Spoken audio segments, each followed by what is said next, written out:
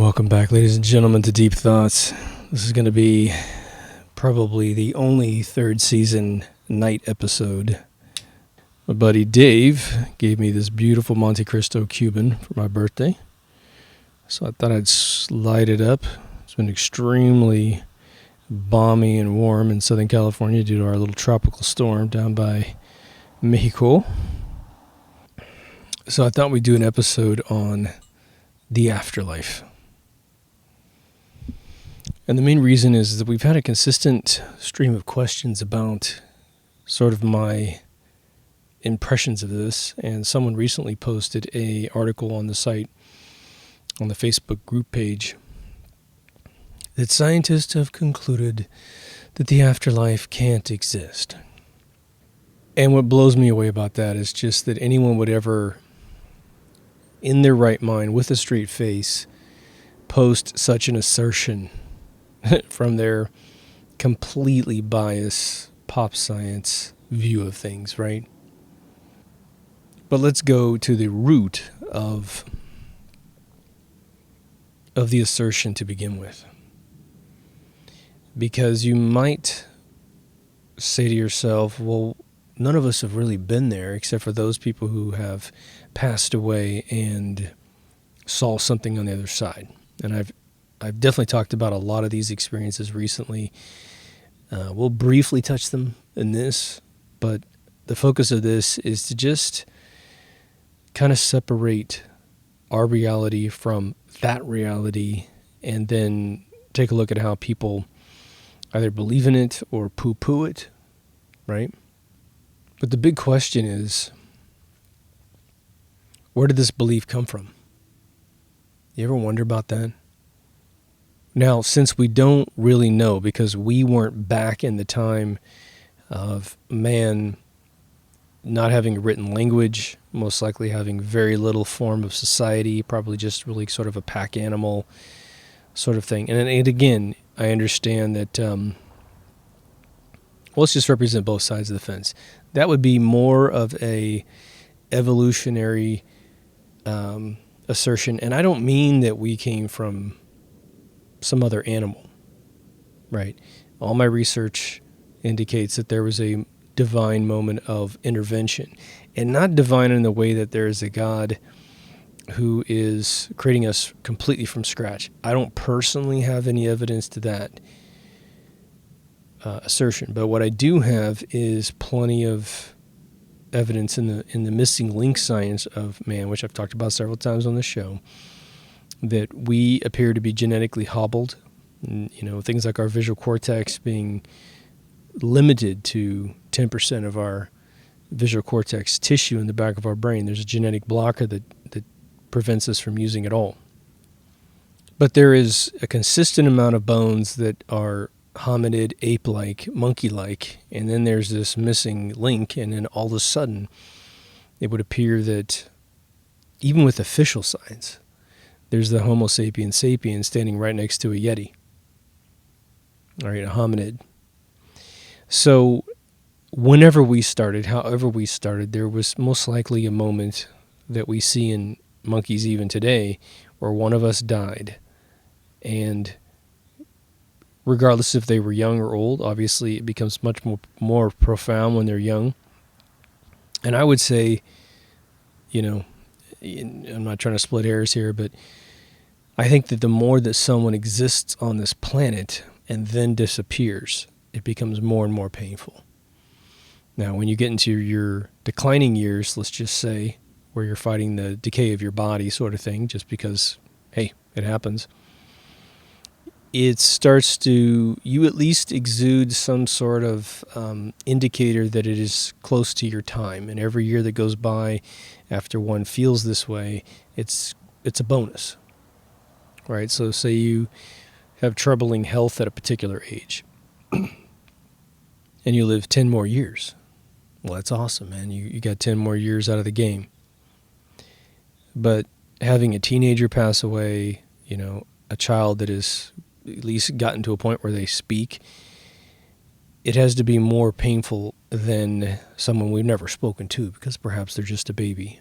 All of it's massively painful. And it's that pain that some might think causes the need to create a fiction that would be an afterlife.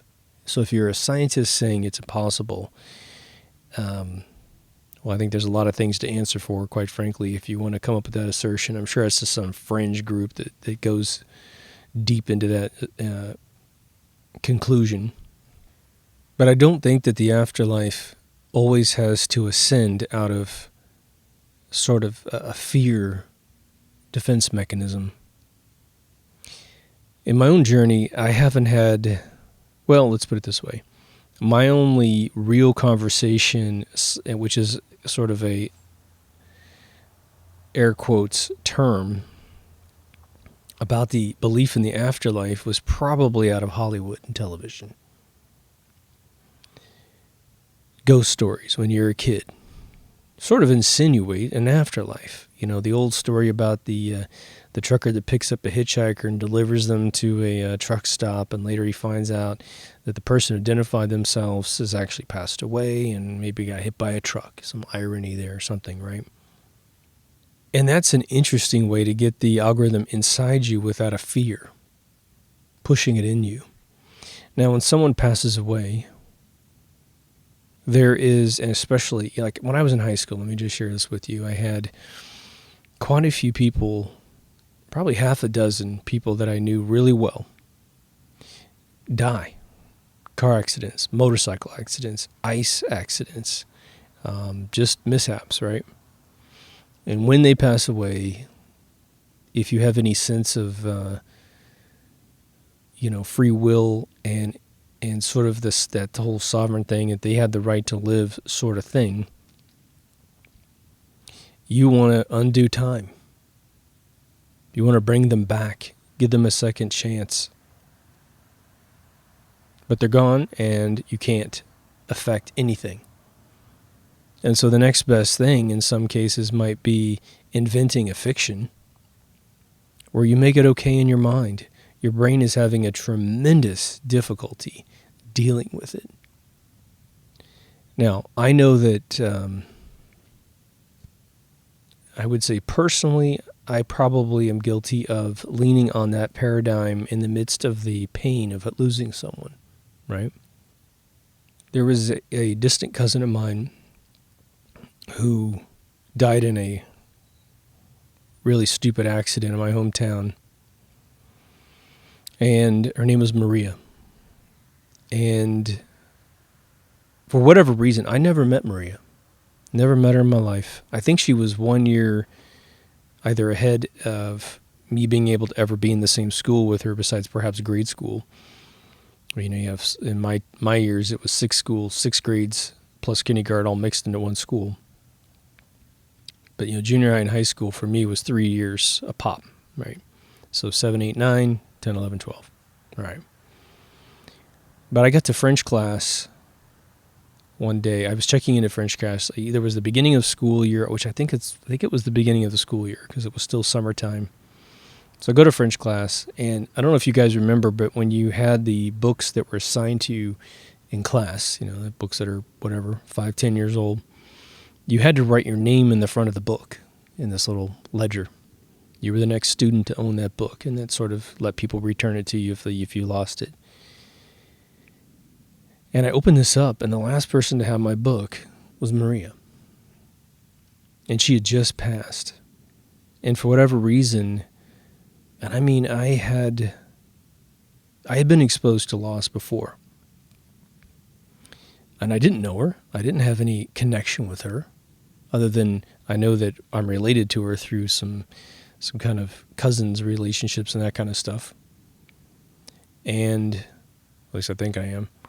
But her name is staring right back at me. So it's fresh. And obviously, you could just say, hey, man, just a coincidence, right? But there was something very sort of warming about having her be with me in this really weird situation. It was really strange. Everyone else who passed away, they just passed away. I didn't have any connection with them whatsoever. So let's just chalk that one up to coincidence. You know, we see our loved ones suffer through sicknesses and they eventually pass. There's a point where we simply say, well, at least the suffering's done, you know, and we want to think that they're in a better place. And so there's that arc of the equation.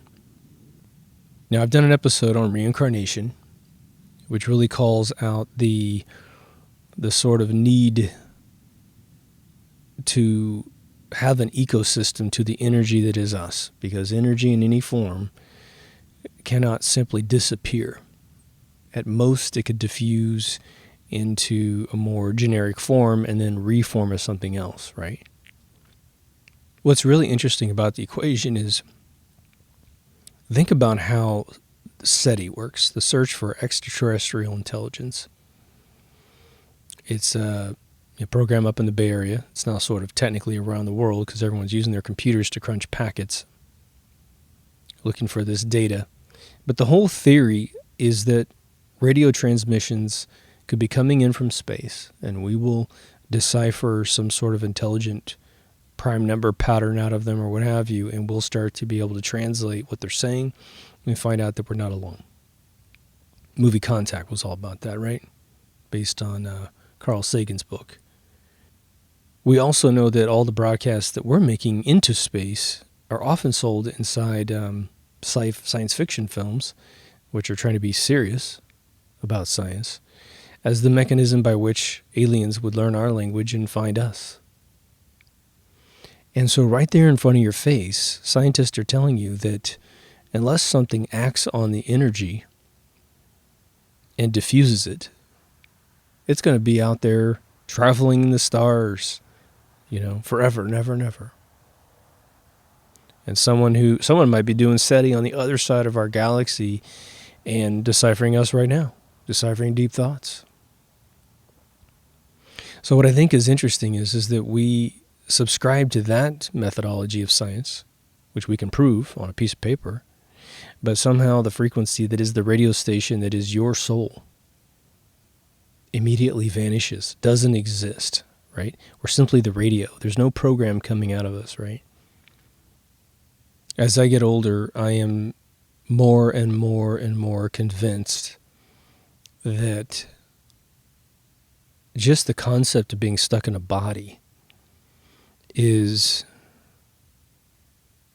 sort of laughable, that this is what we think we are in entirety. It is an amazing invention, all right? Whoever's designing this place, and I believe, as I've said several times on many shows, that everything that lives is beautiful. Plants are beautiful, fish are beautiful, insects, humans, everything, right?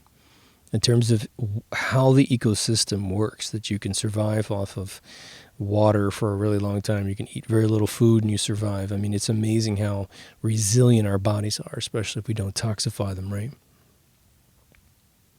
But we're so, I think, undereducated about what we are as a human being that our brains can't get to an existential thought process of what our souls could possibly be, right? How many of you know the entire purpose of your digestive system? What the pancreas does, what the spleen does, what the liver does, upper intestine, lower intestine, gallbladder, kidneys. How many of you know all that stuff? How your stomach functions? A lot of us have the basics, but most of us don't know everything. We probably took classes, right? Standard biology in high school, and they teach you all these different things about what things do, but you forget because why would you need to know? It all works in the autonomic system. So we have this kind of deep mystery within the vessel that we are today. And I think that if you were to somehow try to gain an understanding of how you might be a symbiotic creature between your soul and your body functioning together, an intelligent energy that is untrackable with any of the instruments that we have, because perhaps it, again, doesn't affect ethereal winds. And so you don't have any disturbance of gravity. You don't have any disturbance of electricity in your body. Perhaps. Then we don't have a vocabulary to really engage what the soul is. It goes into straight metaphysics. So where would a scientist gain certainty in that realm? As ludicrous as it sounds, they do it all the time. Because, I think it's not a mystery that scientists are obviously the sort of offspring of the need to be intelligent. If whatever you're socially awkward or what have you, and you are trying to establish yourself in society, you have a few means to do it. If you're socially awkward, then you have to become useful. Learn how to build things, learn how to program things, set up things, be useful. And so once a person engages themselves and figures out a formula, they have a love, which might be computers. You have a fear of computers. They come in and solve things. They're your geek squad. Well, you are very happy they're there. You're very happy that they're willing to deal with the thing that you don't have any time to deal with. And so you throw money at them. And you get to use your computer after it's all over, and you're really happy. If they're good, they make it easy. Well, what's interesting about my average fellow nerds that I've worked with in my lifetime is that they're typically jack of all trades, master of some.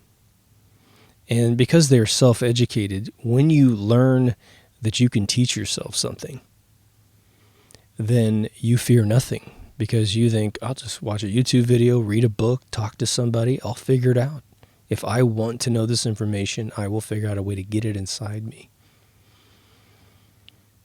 But usually, the problem with that faction is that it doesn't typically always come with the right brain. It's usually only a mechanism of the left brain, the pragmatic side. Everything's a list of steps.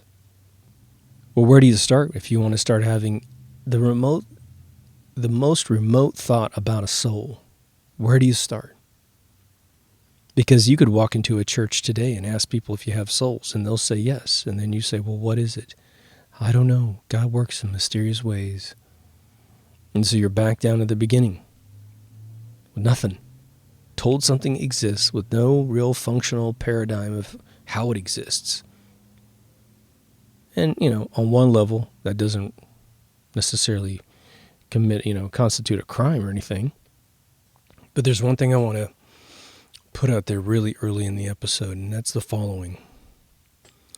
Please don't allow people to control your opinion of your soul, the afterlife, and all that kind of stuff. Make up your own mind, and don't worry about what other people think. The truth of the matter is that other people aren't really as smart as you think they are. And it's because most people focus on a particular subject. And you might find the most brilliant, astrophysicist or whatever, the most brilliant chef. But unless they have spent a tremendous amount of time thinking about what you're thinking about, whatever it might be, don't lean on them so hard. Imagine you had a group of people that are responsible by way of assignment and being tenure professors at major educational institutions, and their job is to write papers about things. Otherwise, they become obsolete. They really haven't earned their check. Let's just put it that way. And so, sort of like me making these shows, I've committed to making 100 shows in 1 year, and that's a season. Well, I do my damnedest to try and make them interesting. but I know I have some out there that kind of suck, right? And I shouldn't be viewed as any oracle of knowledge. I'm just a dude with an opinion that hopefully makes you think about your opinion. And maybe my life journey has a couple cool chotskis that you can apply to your life. I guarantee you, if I could listen to you the equivalent amount of time, I would learn a ton from you. No matter how complex or simple your life is, something would cross over and I'd say, oh my God, I never thought about that, right? Now, in my life, I was duped for a large portion of my life and was really into pop science for probably a good 35 years, from birth to 35, right? And so I became experts at various pop science things, which may or may not be true. I now really don't hold them in much value, except that when I want to come up with, well, when I've studied other people's true science, in my opinion, it was very instrumental in understanding what they're asserting by knowing what I've been told. Because usually the lesson, like Eric Dollard uses standard science to teach you the new way, the new thinking, which is the old thinking from the 1800s, right? So there's a lot of that has value. But since 35, and especially since the show started, and just diving deeper into my own brain to pull out episodes, and really taking the new exercise and saying, let's just take things at face value sometimes and see what that means to us. It'd be like looking at the hieroglyphs of Egypt where you have, Horus is actually a man with a hawk head. It always bothered me that they came up with those theories because there was something, even as a kid, I thought, there's no way these people really existed like that, I think when I was a kid, I looked at that stuff and I sort of had this internal feeling of disinformation. Like, why did they go to some weird allegorical thing? Now, quite frankly, maybe these aliens that participated in our creation or whatever, maybe they are Anubis and all these other animals, right? But when it comes to the soul, it's a very interesting conversation because you don't get to have it that often with other people. Because even if they believe in it, they haven't taken their conversation very far in their own minds. And you can't blame them because, hey, this is a very esoteric thing to talk about. We don't have a laboratory with magnets and, metal shavings and wire and paper to conduct experiments to discover electricity or electromagnetism. Wherever you are is the laboratory to study the soul and to contemplate its ecosystem in a realm that is not like this one. Literally speaking, flesh and blood. So where do we start? The scientists of the world want us to think about our brains as this sort of tubular mesh with a bunch of chemicals inside of it. And believe me, they've done amazing experiments to control your body by messing with your brain, right? We do it to frogs, put electricity on their legs and the leg jumps. And so there's this knee-jerk reaction to say, there, we've got it all figured out. You've probably seen those videos if you've combed the internet for a while or watched some stuff on television where people are getting brain surgery and they're tapping on the brain and people will start speaking in accents, remembering things. There's a relationship. The brain is obviously a very important organ, right? I want you to think about the fact that there are many people who have been utterly injured and their brains have been removed, and yet they're able to relearn as if there's some redundancy program between left and right. Psychologists and psychiatrists have come in and studied the loss of right brain, left brain personalities when that occurs. Let me ask you guys this question. For any of you who have known what you would call a wise old man or a wise old woman, in my experience, the more three-dimensional their experiences in the world have been, which is kind of what I define as wise. Now, the reason why I make that distinction is you might find a person who's old, who has a tremendous amount of information about a particular subject. And the more you talk to him, boy, you just become an apprentice. That's really not what I'm talking about. I'm sort of talking about those people that you meet that are like the Oracle in the movie Matrix. They sort of have, if not completely have, the most complete vision of humanity than anyone else you've ever met. Because perhaps they raised a bunch of kids of their own. They raised their kids, their grandkids. They've existed in society during depressions and, the golden era of America, the demise of America. So they've got, potentially, by the time you meet them, they're in their 80s. They've had 80 years plus to see how it all works. And for whatever reason, they were a little more awake as a kid than everyone else. And they're wise and they're intelligent. They have intelligence and knowledge, but they have it experienced, which is wisdom. Right? I have been blessed to meet some of these people. And what's interesting about them is that they are seldom religious in any way that we would define as traditional religion.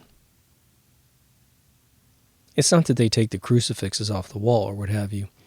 It's not that they wouldn't visit a church. But there's a deeper level to their entire being.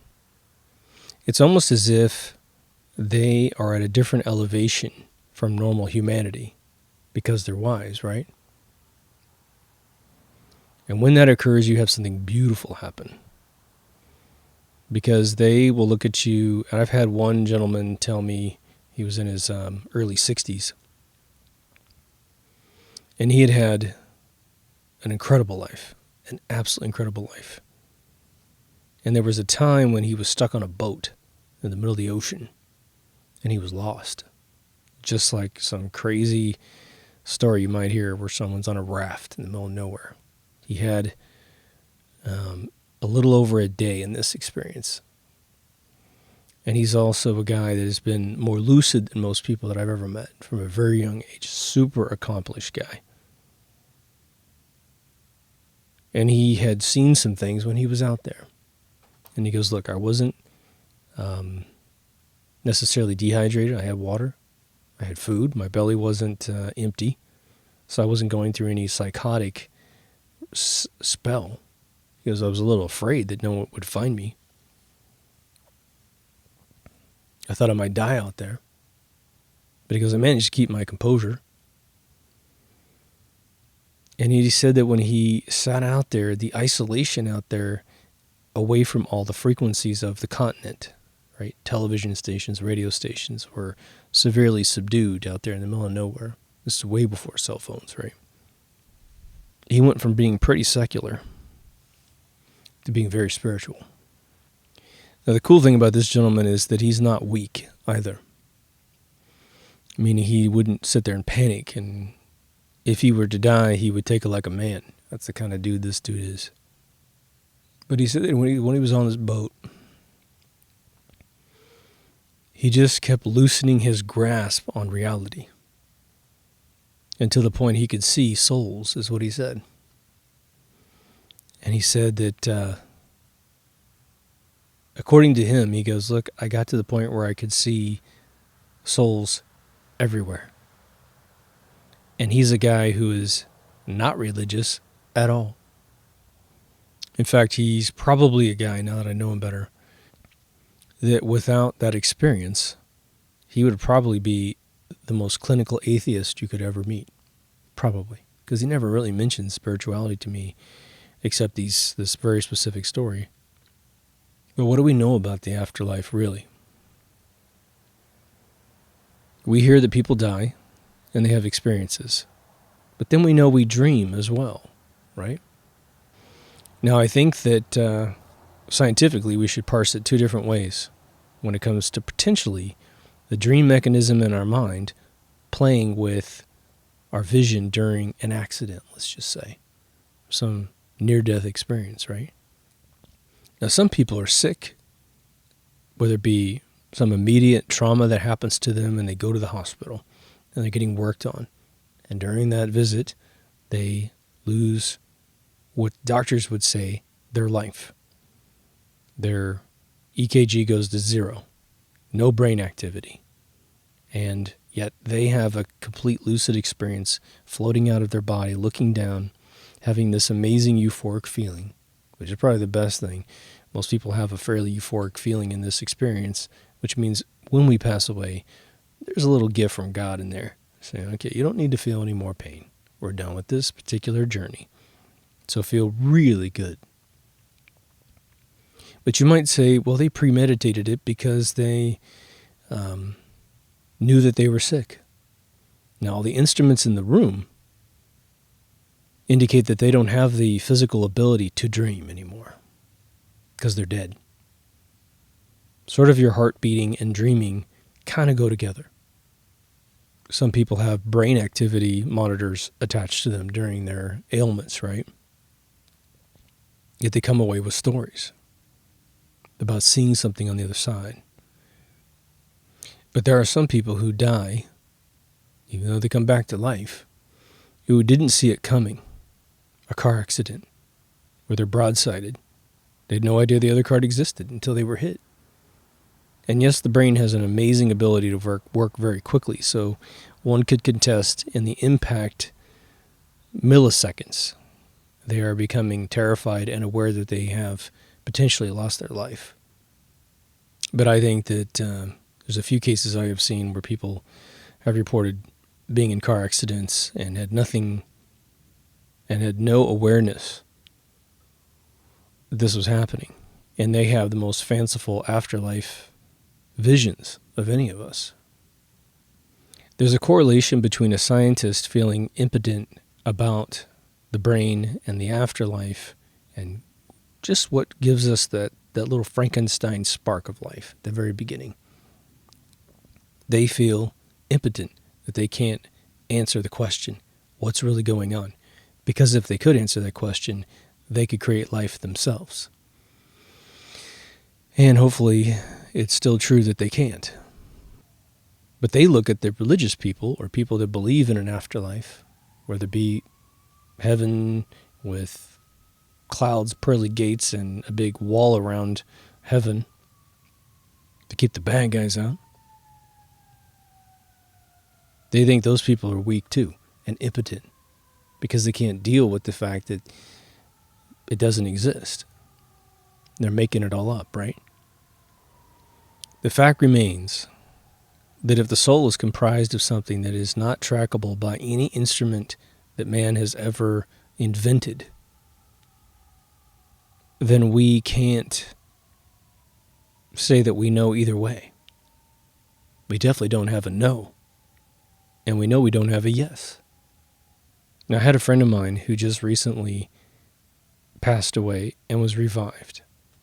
And his big thing was, he goes, I just went to sleep. I didn't have any visions of anything. And I just woke back up. Now, his journey was almost instantaneous in terms of from the moment they didn't have a pulse on him due to a heart attack and the defibrillator that hit his chest twice. Very little time passed.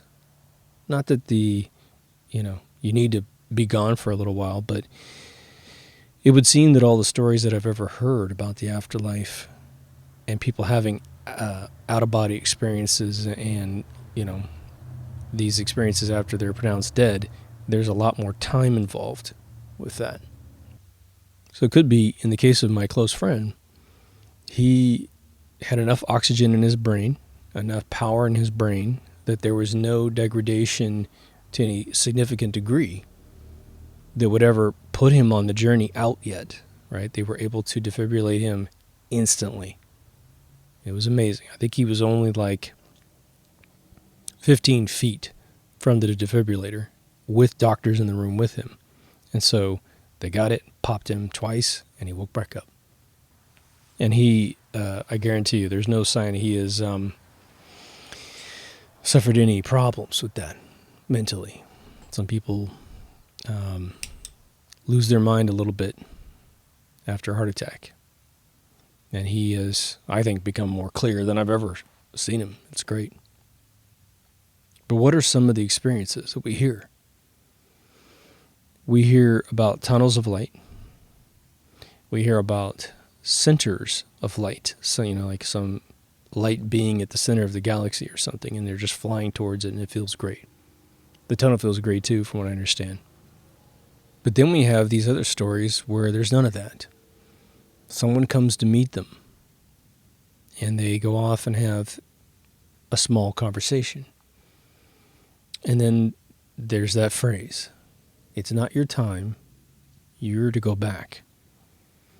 And what's utterly fascinating about that statement is that you have people of all ages, from my research is an 8-year-old all the way up to, I don't know how old, all saying, this particular group of people all saying that they've had this person that they met tell them that that's the case. And what's fascinating about it is there are cases that I have listened to, and again, I haven't strategically created a sample pool and then done, conducted my poll. I've just let it come in totally random. I have not personally heard anyone claim that they think they were talking to God. Almost unanimously, they're talking to something that is the equivalent of a humanoid or a human. I haven't heard anyone talk about an alien. So for me, that's powerful. I think for me, that is the almost counterintuitive event when compared to what we are taught as human beings. What are we taught as human beings? Depending on your religion. It's not that we aren't taught that humans will be on the other side, because I think that's what we do teach each other, because we don't want to think about ourselves being disembodied spirits. That's uncomfortable to us. Well, we've never been a disembodied spirit before, except in our dreams, right? If scientists were correct that the afterlife is merely something that we construct out of fairy tales on Earth, religions of all types, right? Then I think that these stories would be a lot different. I think that a Christian would almost certainly be greeted by Christ or God himself. And it would be a Michelangelo painting of either person.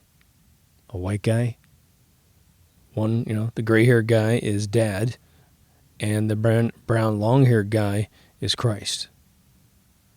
But I am yet in my life to ever hear someone say that their near-death experience turned into a Catholic, or I should say a Christian experience. I haven't heard an Arab talk about, not that I've heard any, but why haven't we heard about them meeting Allah and coming back? Well, they just met all the virgins and then came back. I haven't heard any of that story yet. It's always a story that seems to match everyone else's story. Or I should say maybe one of 3 stories, right? The tunnel, the white light, and just straight up meeting a person at a location. None of that spells pre-indoctrination at all. And if one wants to say, well, the brain goes into a dream state right towards the end of life, all right, then why aren't there a lot more dreamy, sort of nonsensical experiences?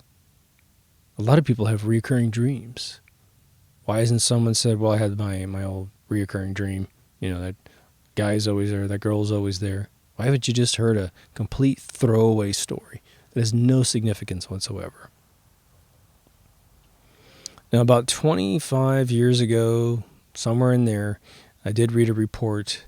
I don't know where I got it. I think it was even on the television. It was probably Scientific America or something, where someone had concocted this story that there was a bunch of chemicals that dump into the brain right as you die, and that they could stimulate the visual cortex into seeing a bunch of light. Now, the absurdity of such a claim is that, let's just say you did. Let's just say I could give you a pill, and it stimulated that experience while you're perfectly healthy, your life is not at risk, but it does what the scientist says. What would you see? You'd just see a bunch of light. That's all you'd see. You wouldn't have this amazing, beautiful feeling that you're now in a different realm about to meet God or about to be in a much better place, you would just simply see light. It wouldn't shape in the form of a tunnel. It wouldn't shape in the form of a sort of a galaxy-looking object. It would just be light. Maybe it'd even be blinded, by light. Nope, that's not what we hear. We hear contextual experiences, and there seems to be so much unification and so much consistency between these stories that it goes back in books hundreds of years and has been reused in, all kinds of Hollywood television productions. And the other one that I find very, very interesting, and I mentioned this in the last 10 episodes, I think, is the woman who died at 8 in the early 50s. I think it was like 54 or something like that. So she's 8-year-old in 1954. And for all those kids that are young or what have you, and you can't immediately understand, you have to understand there's no rock and roll music. There's no computers. Telephones still have operators you have to talk to for them to punch in the call and get you where you need to go. In fact, phone numbers are like 7 digits or 5 digits. I mean, it's crazy. You still have milkmen. Okay. This girl was in, I believe, a car accident. And she was an older woman, obviously, when she was being interviewed in the last couple of years here. And what was fascinating is, one, she's recalling a story that she has told her family since she woke up at 8. So she's not concocting the story here in the last couple of years and watching too much television and putting together the story. The story has a lineage that is nearly 60 years old, or over 60 years old. But she said that she was met by a man who came to get her. And he was obviously some sort of elder to her because he's a grown man and she's a young girl. She said at no time was she fearful. She felt wonderful. And then she said she was taken through some sort of office, some sort of facility. For those of you who watch Westworld, here you go. She said they were glass offices. Now, I know that in the Art Deco era, we definitely had some glass offices. But I don't know if they were as purely glass as, say, the Westworld, realm on the other side, where you have totally glass offices with no opaque walls. Now, when she was 8, she was telling the story to her family in the 50s, and they could barely understand what she was talking about. Today, when I tell the story, it's going to seem sort of like, whatever. But the significance is this happened a long time ago. She said that they had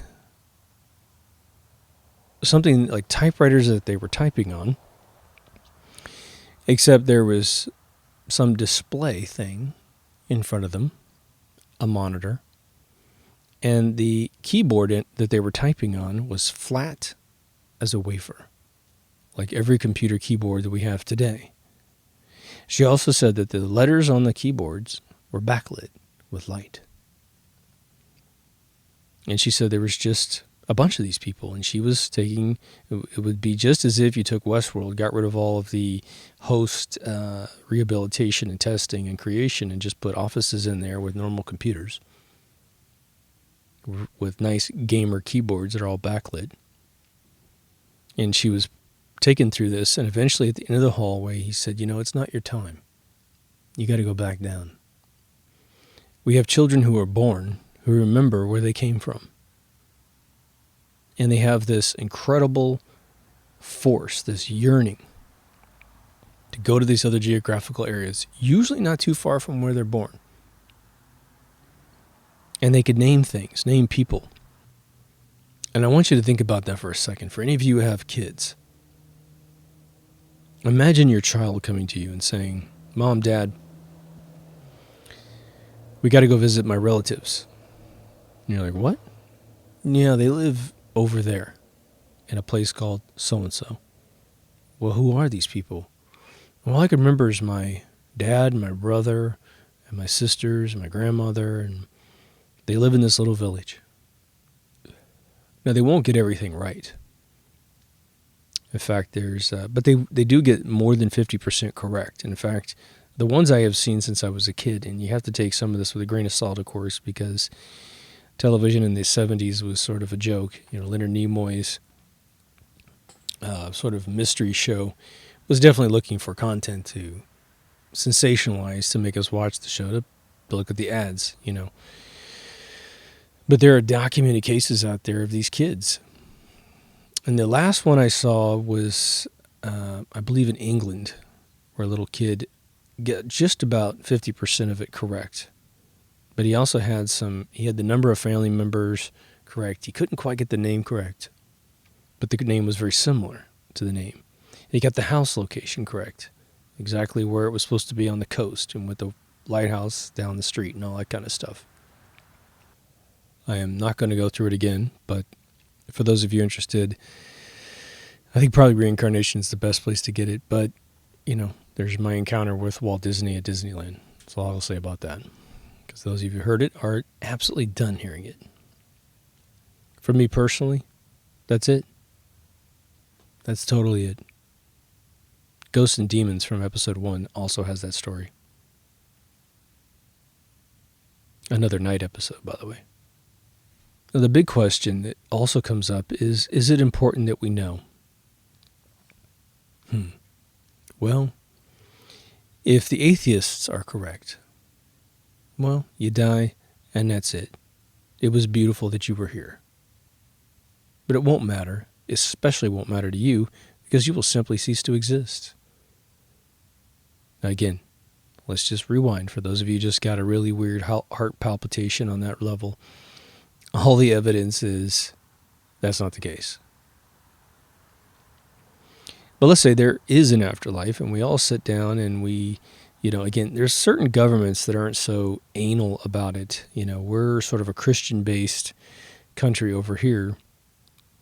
And so you sort of get the extremes, but there's not a lot of, Christianity studies in the government. The government's looking at it all from a very pragmatic standpoint, but they have done all kinds of experiments with the human mind at the highest levels of government because they want to know. The Russians have been really good about being existential in their research and then admitting it to us. There's plenty of people who have come out of the government and said, yeah, we were studying ESP. I will get to remote viewing at some point here soon because there is a tremendous amount of evidence that remote viewing works, where you simply acknowledge that your body is merely your vessel. You give your consciousness much more credit than it has, and you can put it anywhere in the universe that you want to.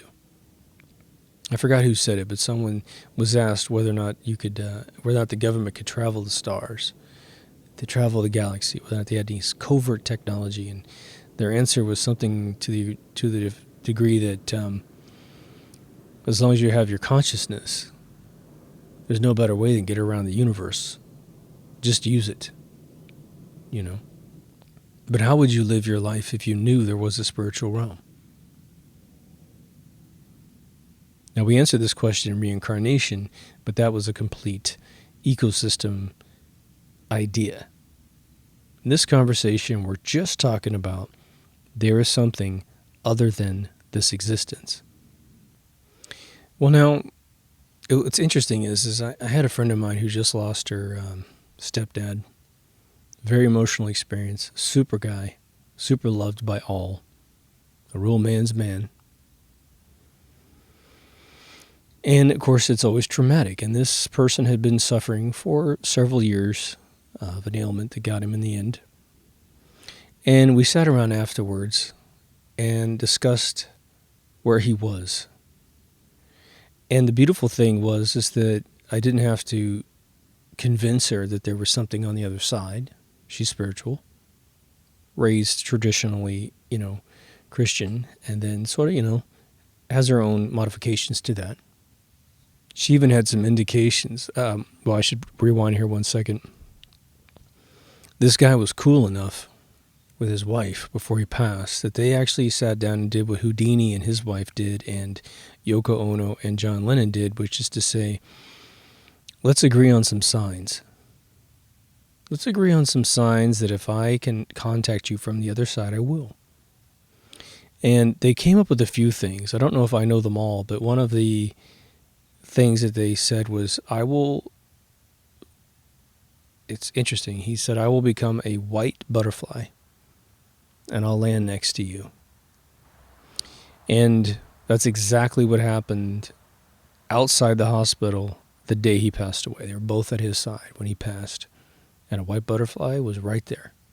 And it was so efficient that it was almost too early and too efficient to just accept and believe. Now, I sit in this backyard, right? I record dozens of these shows. I've done it for 2 years. When we're in the same area of California here. I can't say I've ever seen a white butterfly. I see tons of monarch butterflies and all kinds of other butterflies, but I don't see white ones. So I think that's pretty cool. There was also this moment of, because in my experience, when my grandmother passed away, I keep telling you guys that I had this vision of her and she told me, I'm on the other side and I'm okay. I just want you to know.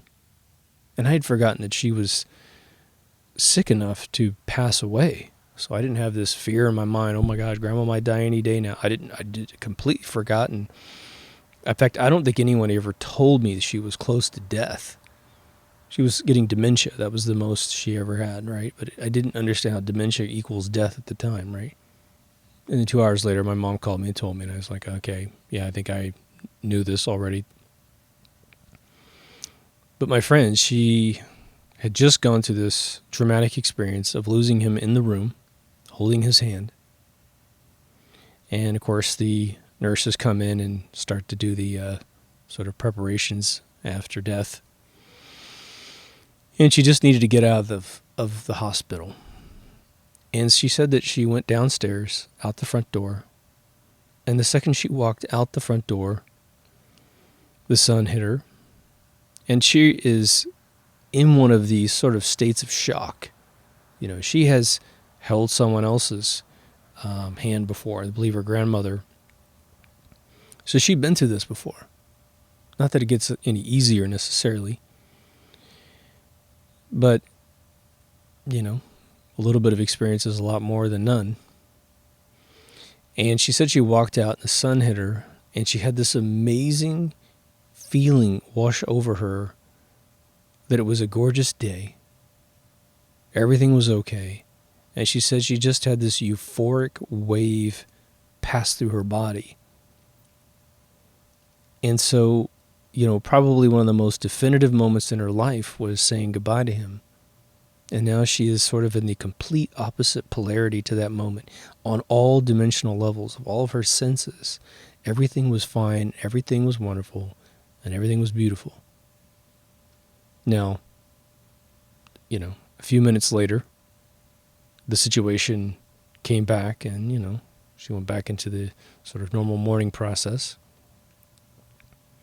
But I thought when I was hearing her say that, I told her, I said, look, I think that's him. You never had a pact with him as to what you would see, even though she did see the white butterfly. I think John Lennon said he would be a feather and he'd float across the room. I've seen feathers float across rooms in my various homes I've been in. And the interesting thing was I didn't have any feathers in my clothing, didn't have any feathers in my bedding, in my pillows. And I didn't know, how did a feather get over my head in a room with just almost nothing in it besides a dresser and my bed and some shit on the floor, right? And this feather is so high that it's floating down in front of me. I think that's interesting. If you were on the other side and you knew that you were fine, but you're watching your loved ones mourn your death, what gift would you give them? And I think that the logical answer is solace, peace, a moment that says, it's okay. It's okay. I can't sit here and interfere with your life, your whole life, so I All I can do is pass you this emotion in a finite little box of time. Then I got to go because it's not my right to mess with you.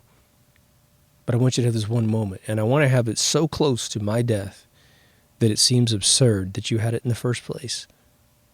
Thus giving you a little bit of logic to say, that couldn't have happened. You know, someone might say, as a psychologist, there's a huge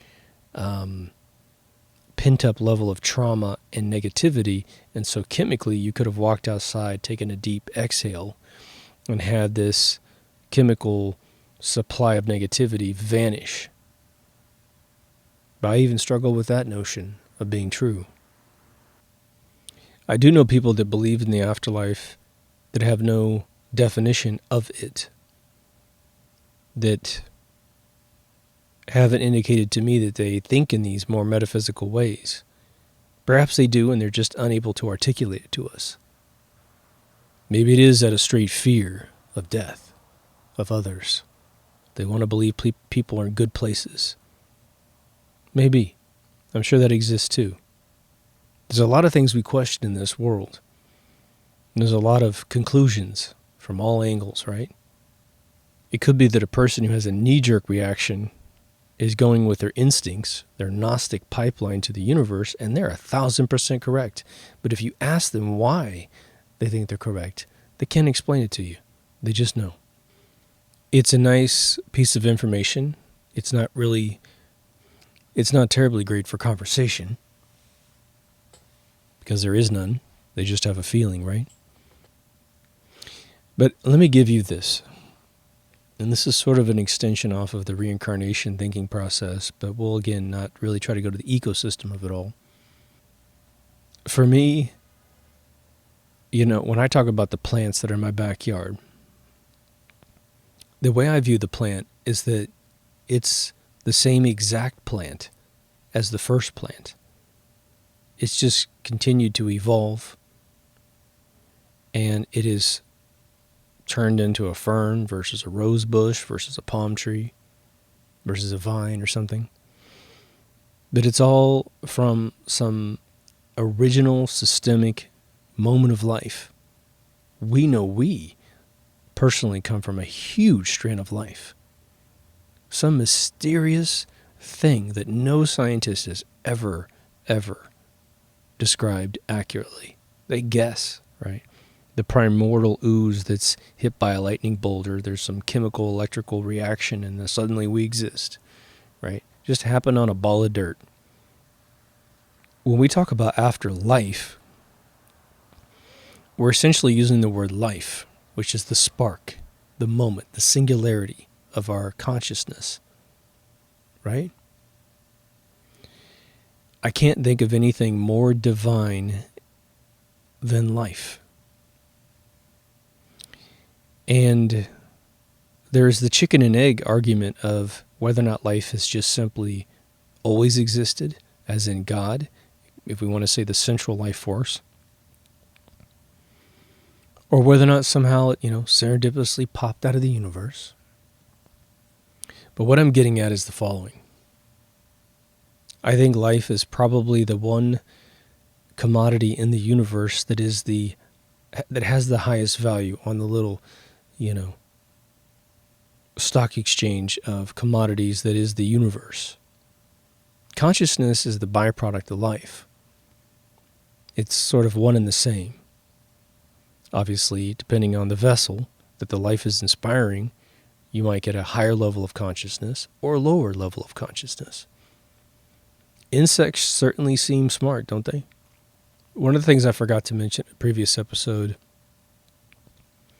is any one of you who've studied ants, especially the ones that, like fire ants, for instance, as soon as they get bogged down with water, like these floods that are going on in the Gulf, they make these little islands, right? They all act together and they make islands, and the ants on the bottom have worked with water tension to create little bubbles around their heads, so when they stick their bodies down to create the foundation on top of the water tension, they can still breathe. Their brains are infinitesimally tiny, super duper tiny. And yet, a couple things are occurring. As an individual, they are utterly brilliant. I mean, I think that their instincts and their programming, which is what a evolutionist might just lean on, is mega brilliant, right? Because let's face it, there are plenty of ants that have lived that have probably never been forced to create the little island thing. They live such a short little life. They don't have that. There's probably brood queens that have always been in nice arid desert communities, dirt, soil, and yeah, it does rain and what have you, but they don't have to create the island thing. But all of them know how to do it the second they need to do it.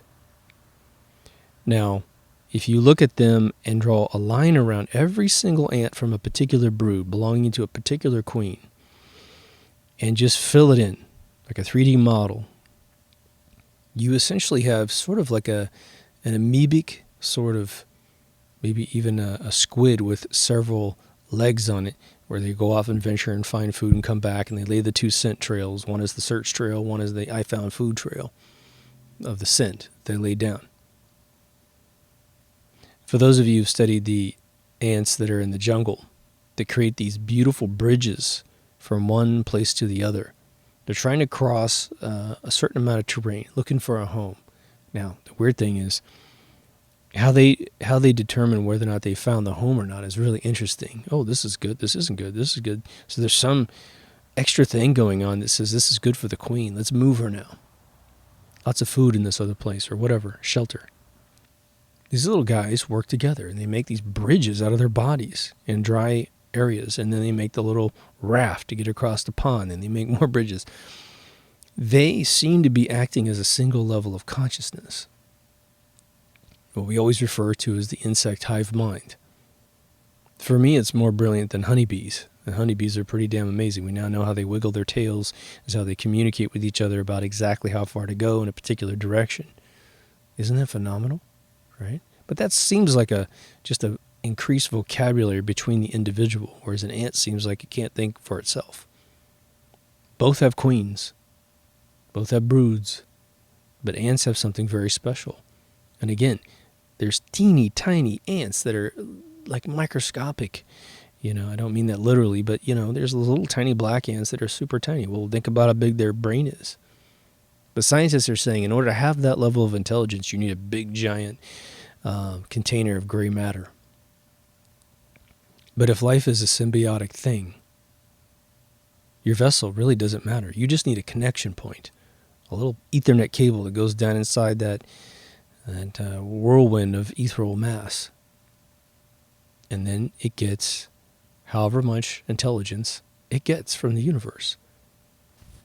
Man gets bored of patterns, right? Like I told you in my last episode, a couple episodes back, I got friends that got bored of California, moved to Texas. A whole bunch of them, like half a dozen of them. All childhood friends, all went to Texas. Well, that boredom pattern is where we define frontiers.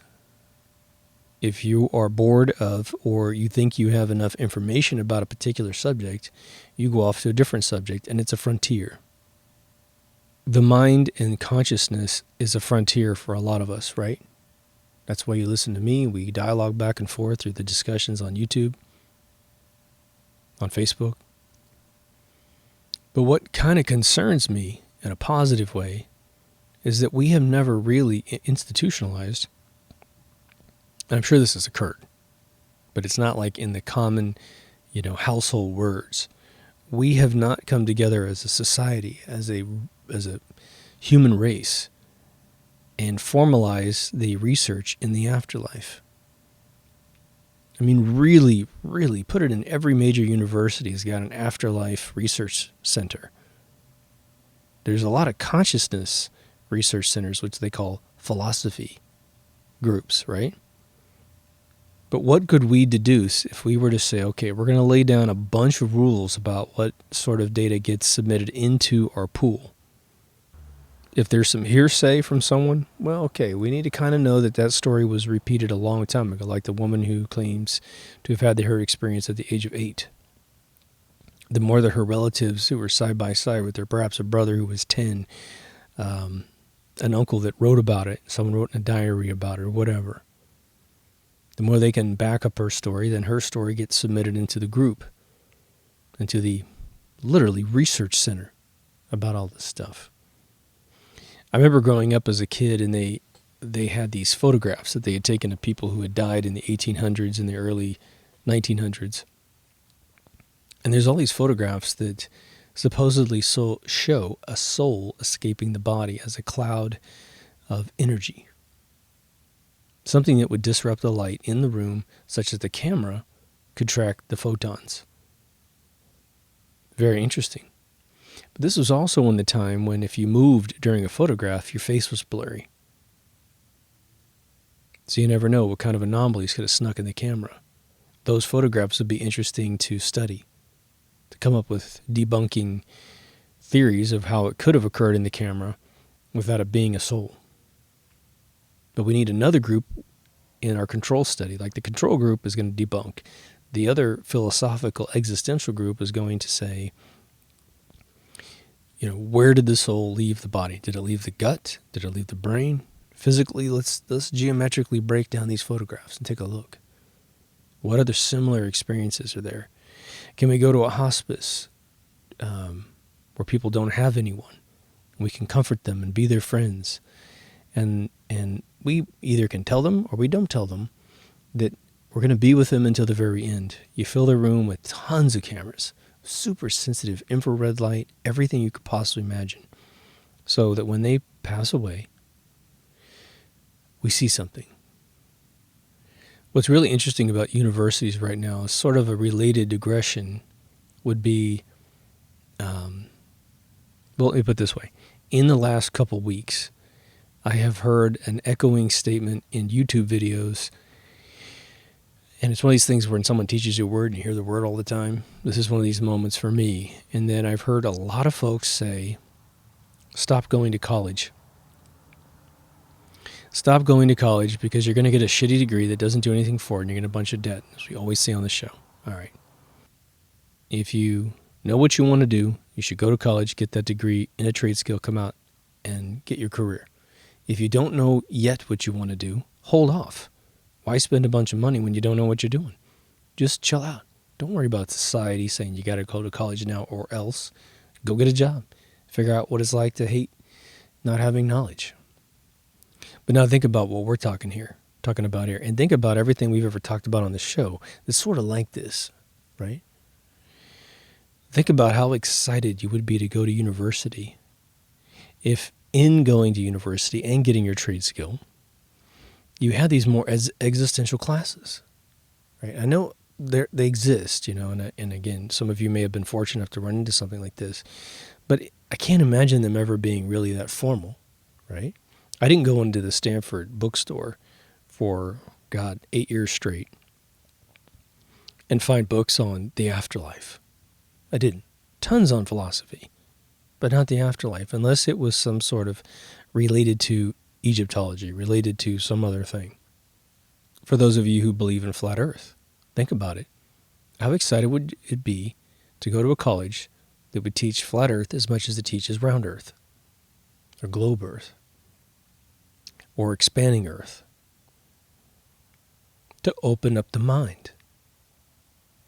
The interesting thing about the afterlife as it relates to things like what shape the earth is that when you talk to someone who's so sure what shape it is, either way, they find out at least at first, before they do the deep dive, that they have a belief, usually heliocentric globe, but they have no visual proof themselves that it is such a way. It makes sense to them, but they don't have any proof, and yet they're willing to believe. And I think that's interesting. Why do we struggle so much with the existential mindset of afterlife? It's because people that we are supposed to trust through Pavlovian training, scientists with a capital S, right? The new ever-evolving religion is sort of saying, if you think that, that's fine, but you don't know anything. We know everything. Boom. Your brain is washed out by the force of their assertion, their confidence, their misplaced confidence. I think I said in one of the first few episodes I did in season 1 that the more I dove into philosophy and started reading some of the masters, they would always seem to come to the same conclusion. I knew I had become intelligent when I realized that I didn't know anything about anything. And how is it that the most privileged people on planet Earth that could go to university their whole life because they were wealthy, they were sons of, at the time, back in the day it was only men, but they were sons of aristocrats with plenty of money. They sat in universities and they still concluded that they figured out that their certainties were all full of various assertions of dogma, that there was a lot of security blankets that they were hanging on to. They loved the euphoric feeling of being self-deluded about their intelligence. And when they finally grew up and became intelligent and enlightened, they decided, well, I only have a hint of an idea of how it could be, right?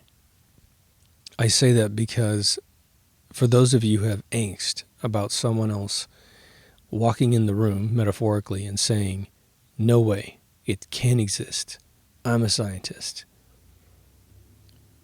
you have room to laugh there, at least on the inside, that they almost emphatically have proven that they haven't reached that higher level of intellect that all of the predecessors of ours have concluded that they didn't know anything, you know?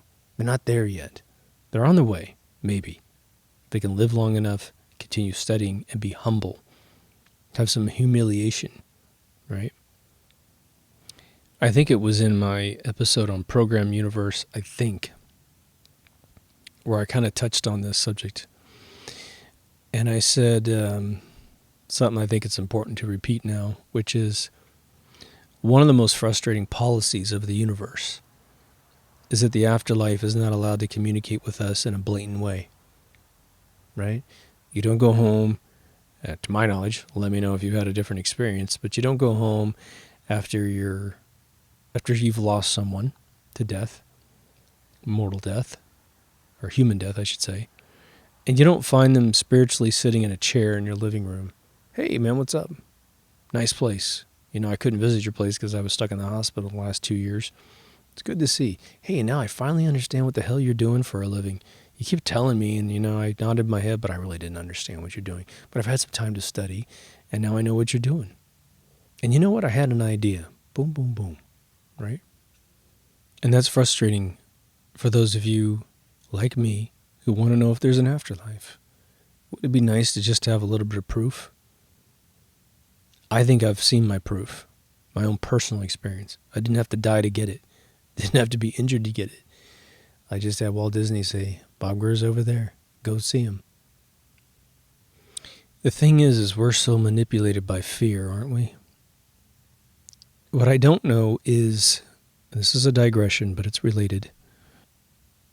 You know, animals are constantly freaked out, aren't they? It's probably one of the most frustrating things in the relationship between man and animal, but it happens between them. You see a cute bird. You know, my house is surrounded by dozens and dozens of hummingbirds. They're beautiful. They're tiny. They're cute. They look like they couldn't hurt you if they tried, right? And you'd love to have them, you know, do a little zippity-doo-dah and land on your shoulder and chill out with you. Land on the microphone stand here and chirp, what's up? But they don't. Insects, as soon as they see you, only a few insects will pursue you. A black widow will chase your ass in the backyard. It's funny. And so man has a privilege of having created a world around himself in such a way that we can actually have a break from fear. In fact, most of us live our lives outside of a predominant feeling of fear. There's always micro, particles of fear in us for one thing or the other. Are we using our time wisely? Are we with the right person? Are we with the right job? Blah, blah, blah, blah. And there's hundreds of books about how we all have to fear death, otherwise we're stupid. Such a bad assertion, right? But it's important, if we were to create this research group to study the afterlife, I think it would be almost an instantaneous location on planet Earth where we would divorce ourselves from the paradigm of fear. It would be quarantine from fear. We simply want to know, is there an afterlife? What I want for you is that solace, is that peace in your soul. This is between you and you. I had someone tell me once that one of the most impossible things to prove is a no. And I think we were talking about the existence of Christ a really long time ago. And this is before I had any falling out of the belief of him existing. But they said, you really can't prove that people existed in the past. You can only deduce that people existed from the past. And I think that this world has been beautifully and amazingly designed in such that there's no risk of us really ever finding it out for sure. Completely blatantly for sure. The mezzanine in the middle of that certainty are, near-death experiences where people see things on the other side and come back. But think about how that gets told. Let's say one of our listeners has an issue and they pass out on an operating table and they have this experience. It's fresh in their mind. They just watched this episode. This unfortunate thing occurs with them. And fortunately, they are revived. And they come to us in the chats and all the messages and they say, look, man, I died and I saw this, and this. And it just happened. All right? Maybe it's one of those really cool ones where they know everything about, where everyone was in the room or something that, no one else, they could have never known. They were knocked out before they went into the ER. And they still saw everything. So they're able to almost circumstantially prove that they were alive. Now again, if you look at my episode that's about the senses, if the epidermis can become an eyeball, then maybe there's a reason why we can see things in a room without our eyes. But those experiences happen to the individual when no one else is there, right? So if that was, let's just put a tongue in the cheek here and say, what if that was just a bug in the system? An anomaly that happens, 1 in 100 million people have this experience. I don't even know what the odds are. It'd be interesting to know that odds in our nice research center we might be creating here. But the bug is allowed to keep going because it's quarantined. The QA team looks at it and says, well, yeah, that does happen every once in a while, but you know what? No one's around to confirm it. So, and then later on we find out they can say things like, oh, that pin you were looking for in the ER was over there. It was behind the door on the ground, right? Oh, yeah, it was. How the hell did you know that? Well, I was floating above the operating table. I saw everything. And I heard what you said about my mother. Whoever designed this to protect this from all the other stuff. But again, we can peek into it. And there, again, I've definitely talked to enough people that have had the experience I have with my grandmother passing, where you get notified by them after they pass, right? Mothers, again, like I've always said, having this incredible connection with their kids. We're going to have to get clever to prove this, if it can be proved. It's a frontier. We're hardly the first to parse it. If the world was truly, totally different back in the past, and the spirits walked among us, I can't describe why that would have gone away. Why would it have gone away? Maybe I can describe it. Maybe it's because of the indoctrination that closes our minds, right? I always think about people who say they see auras. It's not a sign of the afterlife in any way, shape, or form, but it's an interesting litmus test that people say they can see it. I had a couple relatives of mine that got really into this, an aunt and uncle that got super into this, and they're no dummies. And there was like these retreats you could go out to, and they would teach you how to see auras, which is very fascinating. I wish I had the kind of money just to sit around and do that kind of stuff. But what if man saw auras when things were more peaceful? And I don't mean war as the alternative to peace. I just mean maybe there wasn't too much to do, plenty of fresh water and food, whatever kept us alive, and you just kind of sit and chill and relax, get to know each other, and roll up some tobacco leaves and have a good time, right? But what if things got busy? More people were born. There's a lot more stuff to do. Now, the food that grows off the trees, well, it's not quite enough for the village. Plus, we're picking that shit willy-nilly. There's no policy about how many, whatever, peaches or apples or whatever you can pull off and take for yourself, dates. And so society starts speeding up. It starts having to behave like the ants and go out and forage and find things. And, fruits die really fast and vegetables die really fast. And so we switch to meat because we can cure it and we can turn it into beef jerky. Somebody found a dried out animal that was killed by something else, and they started just going, well, let's see if I can still eat this meat. And they do, and it tastes good, and they feel like they got some nourishment. They got the energy from the protein in the meat. And so they institutionalize that process. But life gets busy.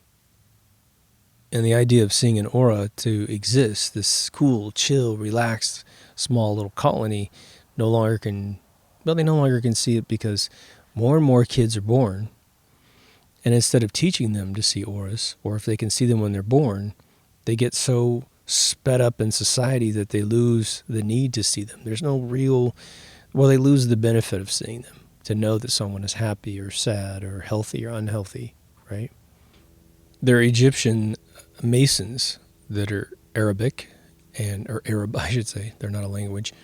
They're Arabs in the local area, and they said that the doctors who ran the hospitals, which have been misunderstood as temples, according to them, said that they could see the aura of man, and they could see exactly how fit or unfit you were, and they could draw upon the electricity created by the pyramids into the catacombs down below, using a metal rod through the plateau down into the electrified water, and they would simply expose you to a frequency of electricity to rebalance your aura.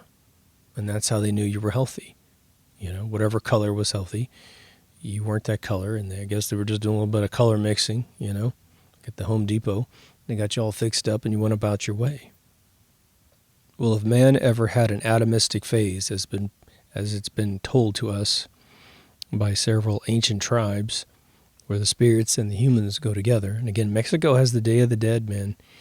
And that was a whole different religion before the Spanish moved in. Of course, Mexicans are a crossbreed of the Spanish and the local groups, but I'm sure that the Day of the Dead comes from whatever precursor was there before Christianity moved in and built the missions. Perhaps they had a better relationship, Now, it's odd that event goes on top of Halloween, because it seems like Halloween is not what you think it is. In closing, I'm going to say this. This is sort of a related perspective I've been developing through doing this show, especially, and having conversations with you guys. I have a close friend who believes in angels in a huge way. Huge way. He believes all of the allegorical stories about fallen angels, that the devil was a fallen angel. And I love talking to him, one, because he's just a brilliant guy in his own right. Whatever he's come up with is well thought out, regardless if you agree with him or not. But he still lives within his paradigm, which is fine. But the notion that, and this kind of speaks to what would be on the other side, right? By the way, if you guys want my conversation about what is actually on the other side, go see the reincarnation episode. I don't want to regurgitate that. We're studying right now the conversation related to whether or not we think there's something after this world. What's after that is anyone's guess. But I have a logical thing that I've put together in that episode for me personally. But in listening to these stories about angels falling and then sort of disrupting God's world, making us sinful and that sort of thing. And now there's a whole wave of logic that says to have choice, you must have more than one option. And it's important when you live your life, by the way, that you always understand what your choices are and believe that there are choices. Doesn't mean you should run away from everything, because that's how we get a bunch of divorced people, right? But the notion that there is some supreme being that created the universe and is everything and always has been everything, right? Prince wrote a great song that was released and then pulled after death. It's called I Am. If you guys want to hear a great lyric about God and the absolute of his existence, go listen to that song. The lyrics are tremendous. You can probably just look up the lyrics without hearing the song. But it's been pulled from iTunes because their contract's in dispute with the family. So I got a copy of it. But for those of you who pre-ordered it on on iTunes, you got a copy of it too. But the idea that we have a creator that is subjugated to his own creation is sort of a logic problem for me. If the devil were to exist, for instance, for those of you who are spiritual, because it sort of enters into the afterlife and, whether or not there's a heaven and hell and that sort of thing. Again, there's not a lot of religions that have that absolute paradigm outside of Christianity.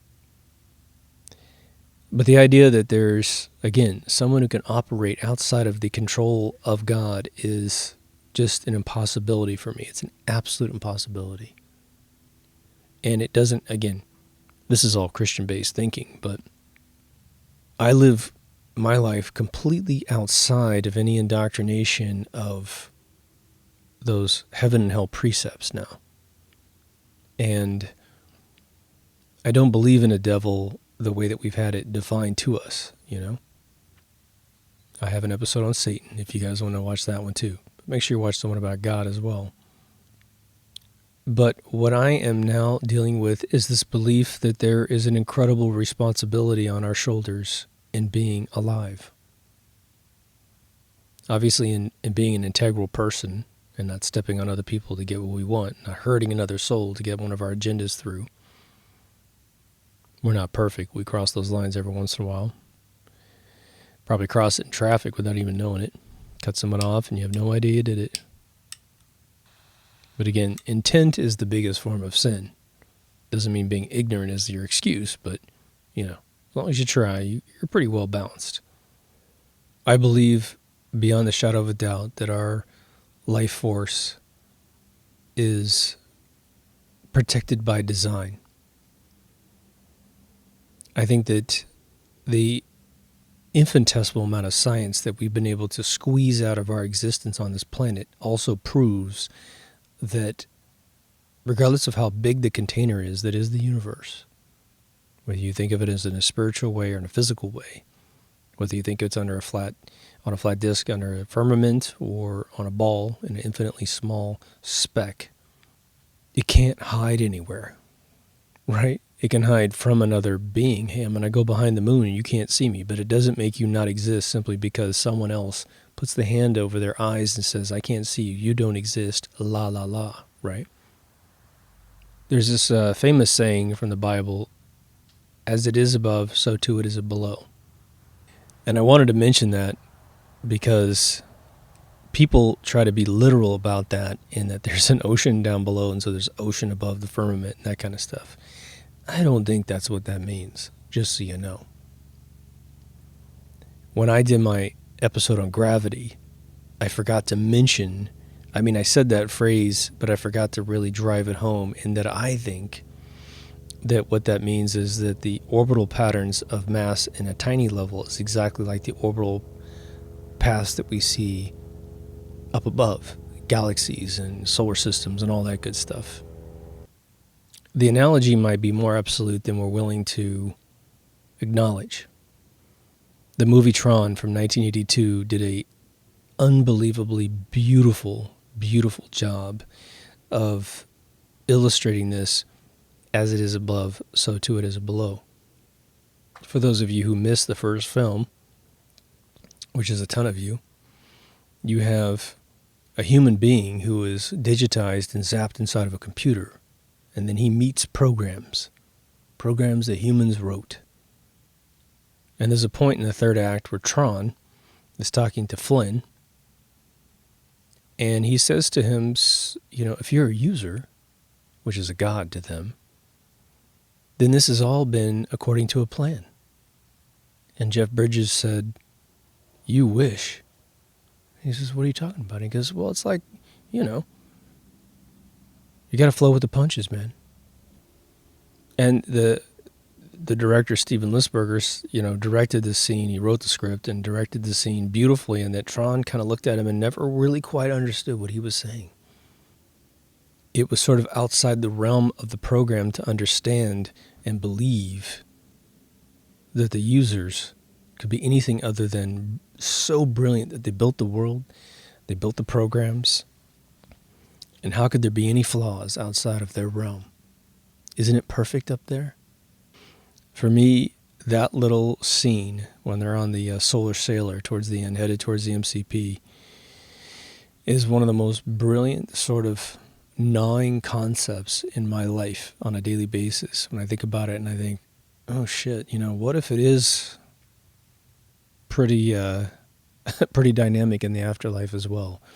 That perhaps, I would hate to think that there's any sort of war in the afterlife or any sort of discontent and you're fighting your own personal demons on the other side and that sort of thing. But then again, as I said in my reincarnation episode, if you were to die and become a soul, just be reduced to your soul, you don't have your mortal coil anymore for now, till maybe you're reborn, let's just say.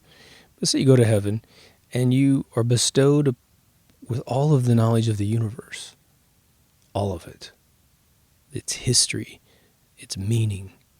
There's no mathematical equation you don't know. There's no language in the universe spoken by an alien or you or whatever that you don't know. You know what it's like to be that spider and that ant, 100%.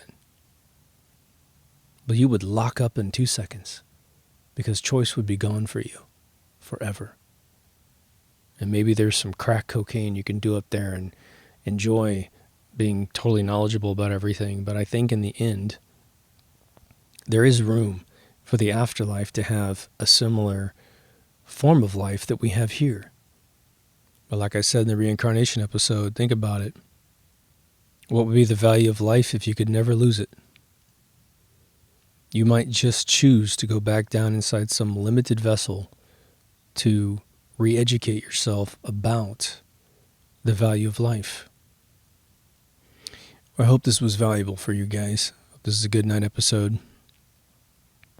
I think it's better than my other one. My other one has a pretty neat little soundtrack on the front, but the episode's kind of willy-nilly. I did create a night episode in season 2, but after listening to it back, I just thought it was not good enough to put out. For those of you who are new to the show, there's a website, deepthoughtsradio.com. On that site are all the feeds to everything. There's video if you're on audio if you're on video. There's the locked Facebook group link. Your options for video are YouTube and vid.me. I sure hope vid.me stays in business because I've now baked it into all my outros. Your podcast options are iTunes, Google Play, and if you have a podcast reader on your mobile phone, just go to the website, click on the RSS feed, and it will connect your phone to the podcast, and you'll be good to go. I want to thank all of you guys for joining the channel. It's a privilege to have you on board. Conversations are still wonderful. We do not have any disruptors causing us any problems. In fact, the disruptors that post a lot of bad stuff, their accounts have been shut down, or they shut down their accounts, and so a lot of their kind of frivolous comments that make no points and just sort of blather negativity are gone too, which is kind of interesting. A couple more still out there, but they haven't commented in a really long time, so it's good. Anyway, thank you for joining. Take care of yourself and someone else, and I'll see you in the next Deep Thoughts. Over now.